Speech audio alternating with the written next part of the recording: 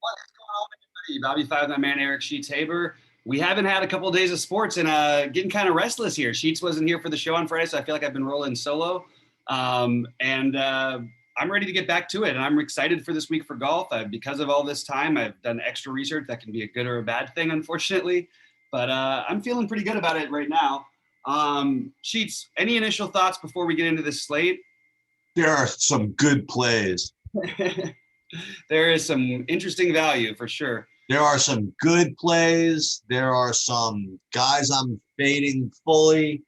There are guys that are showing up as good plays that it's going to hurt to play. There are guys that whose ownership I literally cannot believe. So we're going to have to keep looking at updates on that. I'm in, man. I am going to be playing. There ain't nothing else to play. Yep. Except for my League of Legends satellite playoff, which is something different. But so I'm gonna be firing. Yeah, I mean, there's so little else to play. I'm actually fired out an MLB lineup for tonight. Let's go. Anyway, guys, just real quick, a couple of I guess housekeeping things. That we're adding a bunch of new stuff to the site that I'm going to be able to disclose shortly. We changed it now. We've got it set up for payment. We won't have any. The content will be free until Friday, but right now it's $25 to sign up. You can see it at the bottom of the sign up page. For the first 25 people to sign up, it'll go to 35 after that for the first 100, and then it's 45 going to be 45 a month as a flat fee for all of our information, and as well as we'll be doing some things like I'll do some coaching lessons. We'll have some of those recorded if you guys want to. There's a lot of cool things we're adding, a lot of other sites that we're working with now, and I think we're going to have a really cool products for you guys to enjoy. But with that said, let's get into this slate. Sheets, why don't you pull up your screen, and we're going to play the game of tiers, because there's so many good golfers to talk about in this, and I've got my ownerships ready. I've got everything written out. That is, of course, until you change my mind on, I'm sure, a few things. But I guess that we should start above the 10K range. And who are we playing? Who are we fading? I actually think I have everybody in one of my decent-sized lineups, but there is one guy I'm way heavier on. How about you? I have three guys from this tier that I'm going to be playing, and two guys I'm going to have zero of. My favorite play is going to be Xander. He is one of my top 5 values, and that's based on the sheets that I'm putting up for, I guess, premium content, whatever it is. And then I also like John Rahm. He's going to be probably the chalkiest on the whole slate, probably deservedly so. Guys just does it all, and he's priced up there for a reason. Yep. I like him, and I'd like maybe a slightly lower owned Dustin Johnson as well. Interesting. I was surprised you brought up the Johnson one. I thought you were for sure going to say Koepka. Yeah, I don't think I've played a share of him all season. Him and Rory, I happen to have zero. Yeah, I have Rahm significantly ahead of everybody else. But Koepka is by far my number 2, and I like both of them quite a bit. I've actually got some lineups with both of them. I think that, look what Koepka's done in the last 3 big ones. The last 20 big ones. I mean, I don't think he's finished worse than 5th. Yeah, I know. And there's the stuff they're saying about his game. In 3 out of the last 4 tournaments he's played, he hasn't finished worse than 5th. I think Koepka's is a tremendous play here, but I do lean a little bit heavier on Rahm, and I have a little bit of Rory, who would be my next one, followed by Xander and DJ. I do like Xander. I think he's actually going to end up being really popular as well, which is fine. So is Koepka, and so are Rahm. But I do like sort of the idea of taking some shots on the low-owned Rory and DJ. And I probably will be just a little ahead of the field in the 10 to 15% range on those guys. But I think getting some exposure, and there's a lot of value that I like. So I can play 2 of these guys if I feel the need to. And of course, it's a major, so we've got a strong 9K range as well. Who are you playing? Who are you looking at in this range? I think zero. Really? Okay, so I guess my favorite would be close between Justin Thomas and Colin Morikawa. I guess I'm calling Morikawa slightly lower owned. So I would go with him. I think that probably this is my opinion, probably a too popular, cutesy play where I'm not playing as Tyrell Hatton. I'm definitely not playing any of Spieth, and I think this is just an atrocious course for DeChambeau. So that's where I'm at. I'm at just the Thomas and Morikawa, and that would be it. Yeah, you're good. I'll have to hand put in one Bryson or two Bryson lineups just because the ownership is going to be too low for. It will be. Yeah, the guys who I like Justin Thomas as well. I have Oosthuizen as probably my highest owned player. I know he's going to be popular-ish, but in this range. Oh, sorry, I have him second.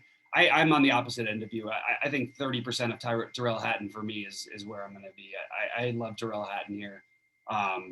And I'm skipping Morikawa. I'm skipping Hovland. I'm doing my opposite thing. I'm sort of giving the young guys a week off.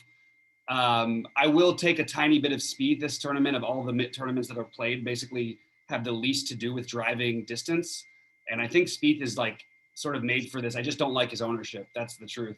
But I'm not going to entirely fade him because of it. I might be a little below the field, however. But Justin Thomas, I plan on being slightly above the field. Oosthuizen slightly above the field, below on Morikawa, below on Hovland, above on Hatton. That's where I stand in that range. In the 8K range, the top 10 values on my board, 1, 2, 3, 4, 5 of them come from the 8K range. So I'm just going to go through them, and one of them is I just really am going to hate to play, but I'm just as you used to tell me there are a couple of guys I'm going to be price enforced, so to speak, to play. But the chalky best play in this range for me would be Cantlay. I definitely like him, but just below him in my rankings and much lower owned would be Scotty Scheffler. So I like him. Then again, kind of a too chalky Patrick Reed. I like him. And then I don't know how I can do it. The guy hasn't made a shot since the Eisenhower administration, but Webb Simpson is 8,300. Just all I can say about that. And I'm showing him under 10% owned. I'll try it. I don't know exactly how he's going to do it. Because he hadn't done anything, but I'm gonna try it. So those are my guys. So in order again: Cantlay, chalk, then Scheffler, a little lower owned, Reed, chalk, Webb Simpson, like almost no. Yeah, I'll probably be near the field on Cantlay and Reed. I think I'll be above the field on Paul Casey, who I actually think is going to come in lower owned than what the projections have him at. I like this course for Paul Casey quite a bit, and I don't hear anybody, even though he's projected to have some ownership, I haven't heard anybody mention his name, like hardly. I've heard a couple of guys who I really respect mention his name, but that's about it. Not the week for me for Zalatoris. I like the idea for the first time we're going to get a lowish owned Finau at a major, and he's done really well in majors. He really basically hasn't given us a whole lot of reasons until recently to really hate on him, and I like the price. I feel like he and Webb fit a similar category. I wouldn't be surprised at all if either of these guys had good weeks. And I plan on being slightly above the field on both of them, as well as slightly on Scheffler, slightly on Adam Scott, about with the field probably. And then I will be just overloaded on Tommy Fleetwood this week. I think this is a great week for him. He gets to go back to play out there rather than coming over here and never quite giving us what we want, although showing some signs. I love Fleetwood this week. He's my highest owned player in this range by a long shot. You like Justin Rose at all? I thought about Justin Rose. I have him written in at 10%. I don't know if he'll even end up there for me, but I do think he's an interesting tournament play for sure. So in the name of transparency, when I first made my lineups for the week, before I looked at projection, before I looked at anything else, literally the first guy I put in my lineup was Tommy Fleetwood. Then I just kind of whatever. And then I was listening to Rick's podcast. Mm-hmm. First golfer he came up with was Tommy Fleetwood. Right? So he will be forced in. I like it a lot. I agree with you, and he will be in there. I think he's a really good play, and I like this next range. Part of this next range, I've seen nobody except for a couple of the PGA Tour guys who I follow. Literally, two of them picked Leishman to win this tournament. Really? I'm not heavy on Leishman, but I just thought that was something that sort of stood out as weird. Matt Fitzpatrick will be popular, and I will be a part of that. I will be above the field on Shane Lowry. I actually have him a little bit above Patrick in terms of my ownership, but they're both really solid plays in my opinion. I'm going to do it again. Joaquin Niemann hits the ball low and straight. This is a course where you want to do that. You don't want to be lofted it up there. I think that you're going to get low ownership on him. I just go back to that. He's as good as these guys, almost technically in the 9K range. And this course actually suits him a little bit better. It's his best putting surface. So Joaquin Niemann is going to be my highest owned player in this range for sure. I also think Daniel Berger at 7,400 is just, I just have to be a little bit over the field on that, just on talent alone. And has played well at the big ones as well. I know a lot of people are going to like Lee Westwood. I don't know, man. I actually am surprised to see his ownership as low as it is. I thought he was going to be like the trendy pick, but I don't mind. Like, I wouldn't mind getting 10% of him. I just don't want to go crazy. I've had a few buddies tell me that I should play Molinari this week. I don't think I'm going to be doing much of that. Ziedenhout falls through the cracks every tournament, and I kind of like him, but I prefer the guy just beneath him in Robert McIntyre and both guys. And I like Harris English a lot this week. He's back to playing well. It's a course that suits him pretty well. 7,300 is a completely reasonable price. If you take his 2020 numbers, it's actually way too cheap. You would say that about Kokrak and Henley as well. I don't know if I love this course for them, so I don't know if I'm going to actually be able to do that. The guys who I like at the bottom, I really like Brendan Grace and I really like Alex Noren. I'm not worried about Noren having one bad week. He's played better in general. These courses he's always been better on. So I feel okay about him. This is a pretty big range, so I'm going all the way down it. I will be anybody I'm not mentioning, I'm basically not playing. Magliozzi is the other one I want to have somewhere in the 15 to 25% range of him. I don't know exactly where they'll end up, but that's right what I'm looking at right now. And that's all my 7K guys that I'm using. Corey Connors I will throw in a couple lineups just because, again, talent wise he's way too good for being this cheap, but we can say that about a lot of guys at a major, obviously. So Kenny hit it right on the head. Okay. So Kenny's a guy we work with on other things, and he's into golf, and he looks at my stuff, he looks at everything. I mean, he's like really, really super sharp. He actually tweeted at me, like mad at me. He's like, "Friggin' burgers at the top of your models. I hate that." And I responded, "Dude, nobody hates that more than I do." Okay, because every time I play burger, I want to kill myself. All right. I played him as like the top golfer. Yeah, he was like the top golfer by like a lot this past week in a freaking terrible event. And he was on his hands and knees to make the freaking cut. Okay. With that said, he rates for me at the top of my models by a pretty decent amount at only 12% ownership. And dude, you talk about guys that hit it low. Ain't nobody hits lower than this dude. Okay. So he's my favorite play on the slate. That's just the way it's going to be. Wow. Second one is going to be another guy who I've had my love affairs, my hate affairs with, and that would be a guy you mentioned, is Harris English. He's going to be somewhat popular, I think. And then another guy that you mentioned, the last guy you mentioned, who's just so low owned, I have to play him, is Corey Connors at 7,100. And then you mentioned Kokrak. I'll throw in a couple of others. Abraham Answer is always in my pool. Yeah, and he's fine. You mentioned Kokrak and Brian Harmon a little bit at low ownership, but for me, it just maybe he just always just going to project well for me. I don't know what it is, but Daniel Berger is my top play right now. That's just unfortunate reality. No thoughts on any. So Thomas Dietrich actually is a late add to this thing, and I've heard a couple people talk about him. I don't need to know. I need to dig a little further. What's that? I don't even think I have a projection on him yet, so I'll look at it later. Yeah, but Robert McIntyre and Bezuidenhout. I mean, Bezuidenhout like literally never misses a cut, and no one is going to play him. And he's been actually pretty solid. Like he and Garrett Higgo both stand out to me as guys who I actually forgot to mention Higgo by accident. That are interesting, like much lower owned pivots. That I mean, Higgo, he's crushed this out in Europe. Like I don't know. I just thought those guys were a little bit interesting to me, but you didn't have any interest in them at all. I just didn't get to everybody, Yeah, of course, I understand. But don't forget Magliozzi. By the way, Magliozzi is a guy I really like too. Okay. So I have a speech about the under 7K range. So when the salaries first came out, I looked at something and I said, okay, this is ridiculous. This guy's gonna be 50% owned at this price. Okay. And then I watched Rick's podcast, and when Rick talked about this golfer, he says, well, and he went on for like 10 minutes about why it was a misprice. basically saying, but there's nothing you can do about it because he's going to be 30% owned. I mean, he didn't say that, but he said, well, he's going to be 30. Say he's going to be 50% owned. I know what you're talking about here. Yeah, whatever it is. And then so I'm just waiting every ownership update for him to at least show 20-25% owned. And right now I have him at 6. Okay.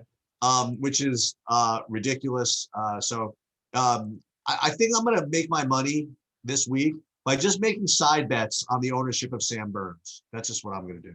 Because if anybody wants to bet me that he's less than 15% owned, especially any buy-in over $2, you know, I'm more than happy to entertain that, because 6,300 for him is a colossal joke. I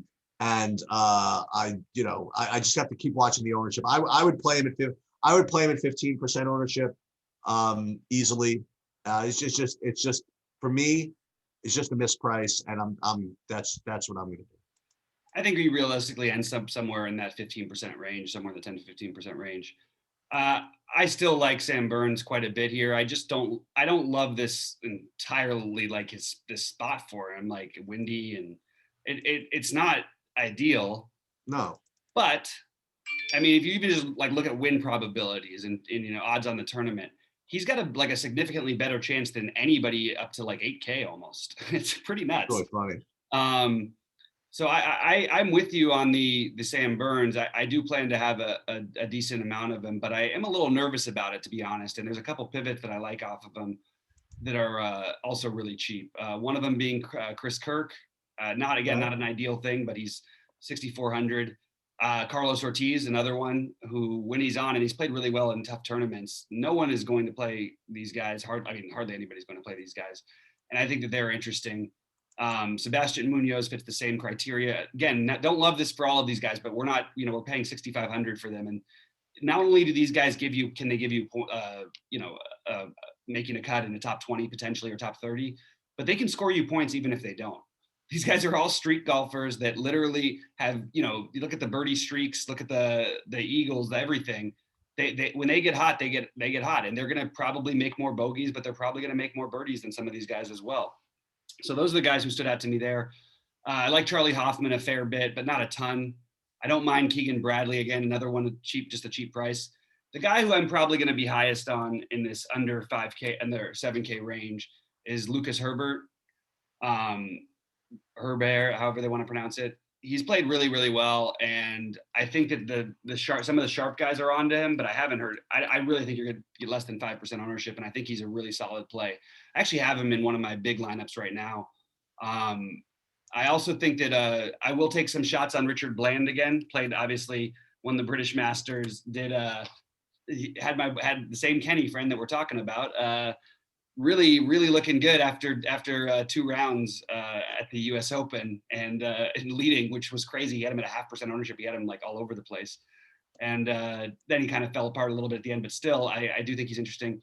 Stuart Sink, I will play. I know that there will be some other smart people talking about him, and he'll have a little bit of ownership. But I think Stuart Sink is a reasonably safe-ish guy under 7K that has a really, really good chance to make the cut with some upside. And the other one for me, the last one is going to be, the last two. Kevin Kisner, I will be he's going to have some ownership, but I will play some Kevin Kisner. I think again, just a cheap price for him. Ryan Palmer, 6,900 is the other one, who's another pivot off these guys. So a lot of ways to go. I still like Herbert the best, especially considering that he's, his ownership and everything.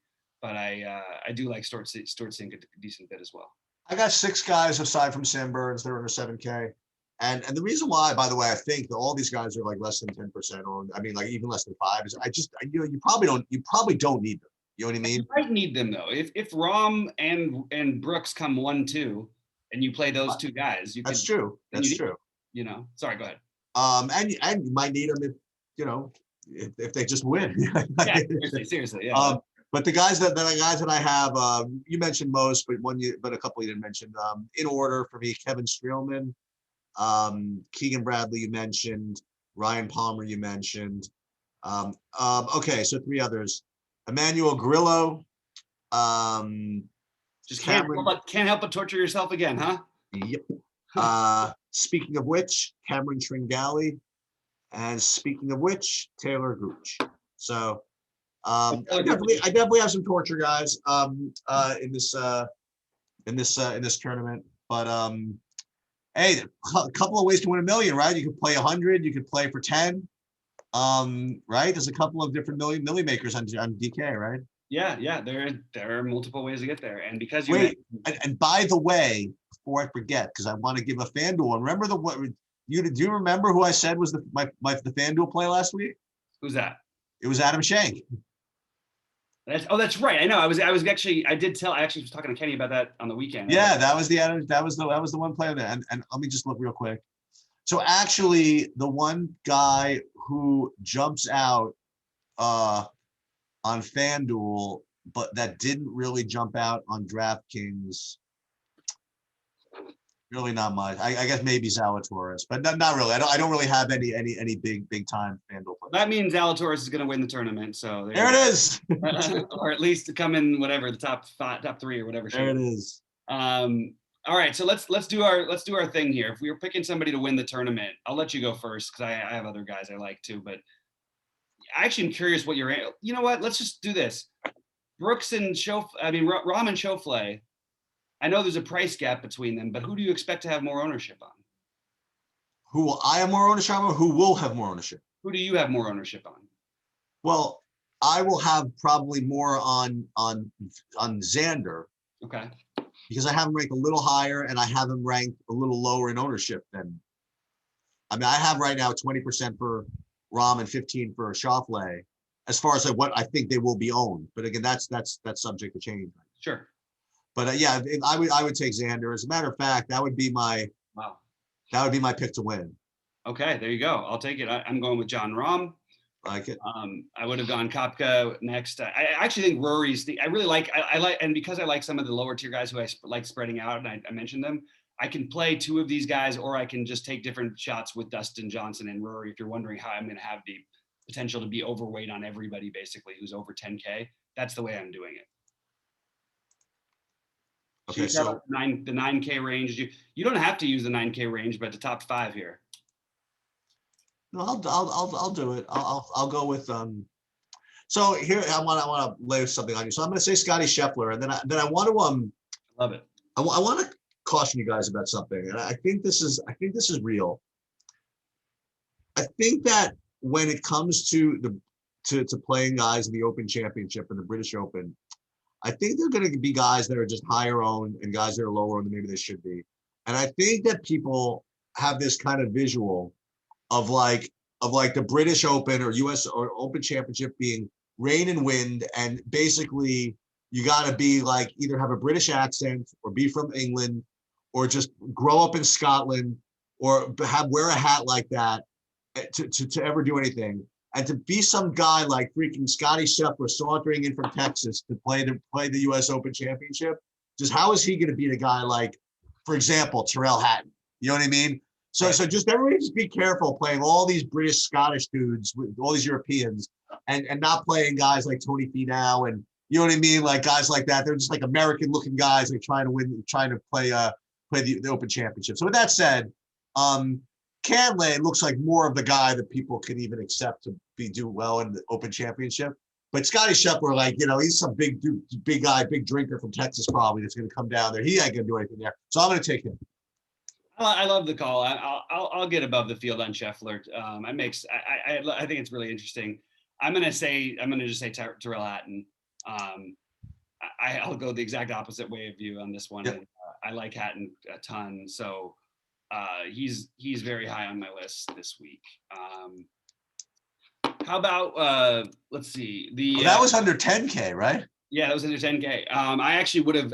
I mean, I have a good feeling about Fleetwood this week. I know I've had that before, and it's actually been mixed results. It hasn't been as bad as I sometimes make it sound. It's just he doesn't win the tournaments. But I love Fleetwood this week, so he's going to be. I'll go first in the next guy, but I would have been happy to swap Hatton for Fleetwood. I have more Fleetwood than I do Hatton. I also like to say, I forgot to play this guy at 9K. I can't cheat, but go back to him. But I do think Colin Morikawa is a good play this week. But the next guy I will take my under 9Ks are I'll go with so brutal, but I'm going to take Webb. I don't know how exactly he's going to do it, but I'm going to do it. I've actually like heard like I mean I have some interest in Web too. It's a good course for him. It's You've just heard people that like him. That's good. yeah, and I personally I kind of he was the guy who jumped out to me as well. But the problem is just it's just more how badly he's played. But I don't think that that's something that's not correctable for him. So I don't know. I'll take that shot when he's. I mean, he was hurt like for a while Yeah. with the neck, but you know, hopefully that was it.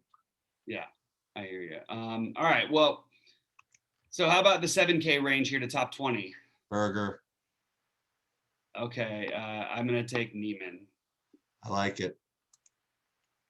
Neiman is my highest owned in that range. Just double check that. I mean, again, I like Fitz and Lowry as well, but I do think I'm surprised less people are talking about Shane Lowry personally. I actually would have thought he would have been the Yeah, because he's like the perfect guy for everybody to talk about. Big old European guy with that thing, and they probably probably wearing a big old rain jacket, even if it's 80 and sunny. You know, like that one of those guys. Yeah, I hear you. So I'm gonna have to give a little more love to this burger stuff that I was gonna not be. Such a disaster. Such a terrible play, but I'm doing it anyway. All right. I also, just to throw another name out, just because we talked about those, Harris English and Brandon Grace are my next most owned players in that range. Okay. And Migliozzi too. Those are the guns I'm really heavy on. So in the 6K range to make the cut, who are you going to end up going with here? Actually, I'm not going to go with Burns because, like, to make the cut, I want a little more safety, I think. So I guess I'll play like Ryan Palmer or something like that. Okay. I'm going to go with there's two guys who I like a lot too. But Herbert has a little bit ahead of sync for me. That's where I'm at. I really like Herbert. I'm looking up. I have to do something to win the tournament on nitrogen here. I don't know what it's going to be. Xander Schauffele's a freaking. How can I? That's like a terrible price. The like 10K? No, I'm just talking. No, I'm talking. Forget DraftKings. I'm talking about like outrights. I'm trying to win. Like I can't only take 17 to 1 on Schauffele. If I'm going to do that, I'm going to take 50 to 1 on somebody else. Take 50 to 1. I'm sure Fleetwood's right around there for you. Dude, Fleetwood's like nothing. Fleetwood's like 38 to 1. Oh my! That's the thing. Every tournament, he always just make him like that. I'll tell you who's 50 to 1. Who's 50 to 1? Tony Fidau's 50 to 1. That's what I was just thinking. It's so funny. Scotty Scheffler is 50 to 1, and it's funny for Tony Finau to finally win a tournament and it'd be out there. And the aforementioned Daniel Berger is 55 to 1. Only 55 though. That's I know. I want more. Cheaper. What's Neiman at? Neiman is 66 to 1. There's a good. That's I'd rather have him than Berger. Yeah. See, I'm telling you guys right now, Joaquin Neiman is Victor Hovland. It's just different. Dude, this guy's really cheap. You're freaking. So at only 55 to 1 is your Brandon Grace. Brandon Grace is a wow. Great play this week. That probably represents a good DK play then. Yeah, I mean I did look at that stuff too, but I've had a lot of people who I know who know golf really high on Brandon Grace and Alex Noren. Yeah, it looks like they're not going to get my money. Probably the best play is DeChambeau, by the way, 34 to 1. That's probably. Oh my God, that's easily the best play. Right, that's got to be the best play. Unless Rory was somehow 30 to 1. Rory's probably like 6 to 5. Oh, he's 20 to 1. He's probably going to win the freaking thing. Rahm is 8 to 1. I can't do that. The worst play on the board has to be Koepka. Koepka 16 to 1. 6 to 1 for Koepka? 16. 16. Maybe, I don't know. He's as good a play as Xander. So, bro, you tell me DeChambeau's 34 to 1. What surprises you on Sunday afternoon? You know what I mean? We used to do this all the time. Like, what surprises you on Sunday afternoon? Is it surprising at all if Koepka wins by 3 strokes? No. Is it surprising if Xander wins? Probably a little bit, even though we love Xander. You know what I'm saying? Yeah, if Xander won, it'd be a huge freaking thing. If Koepka won, another major. It would be, we expect that to happen anyway. And by the way, every time we say there's a reason to worry about him or something, he literally, all he does is finish top 5. And we already know Fleetwood's going to win the tournament anyway, so you just play him with Fleetwood. No, I'm just kidding. I got to start doing. Maybe I'll just be like Matt. I'll just wait for the first day or two, and then I'll just like live bet one of these guys or something. Yeah, the problem with Rahm, the thing that's crazy is that I actually think 20%. I think Rahm will be higher owned in the big buy-ins. Okay. I think he's going to be in the 30s because it's a mistake. Like if he's not in the 30s, he's significantly the best golfer in the world right Are now. you sure about that? I mean, what has he done to make us question otherwise? Really? Well, I'm seriously asking. Like all he does, he ran away with the tournament that he didn't get to finish because of COVID. I mean, are you sure he's better? I mean, like, Who's better? so I'm just looking at outrights, right? Are you sure? I mean, sure that he's better at 8-1 than like Dustin Johnson at 21-1? No, Dustin Johnson's the better bet at 21-1 because nobody's that much better in a in 4 days. Like, Right. but he is the best golfer. I mean, he's been the best golfer, and he looks like the best golfer. It's not like even when even last week, you know, he looked again. He's That's fair enough. That's fair enough. yeah. All right. Well, this should be a really fun one, guys. I'm excited for it. I'm going to load up my picks and my ownerships and all that stuff. And you got Sheets' Sheets out there, you know, telling you to play Burger, even though Sheets is doing it very begrudgingly. Very begrudgingly. You know, it's gonna tilt you now if you don't throw something on him. So tell your son Something. I'm gonna have like 50% of him minimum. Yeah, you're right. That's fair enough. You probably better play on DK then. All right. Well, good luck to everybody. Oh, you meant to outright? No. I don't need him. I don't need him out. You don't need the extra. Yeah. All right, guys. Thanks so much, and good luck to everyone this week. We'll be active in Discord and everything like that, and hopefully one of us crushes it. Let us know how you're doing. We'll do like if I feel like it, and well, if I'm able to, maybe try and get a sweat show in before we go live. But it's going to be a busy day Friday, so if I'm able to, though, it'd be nice to get that in, and maybe even do a Saturday if people have got some shots, and we can share your guys' information and root together. So go Team True DFS. For Sheets, I'm Bobby saying let's crush it this weekend. All right.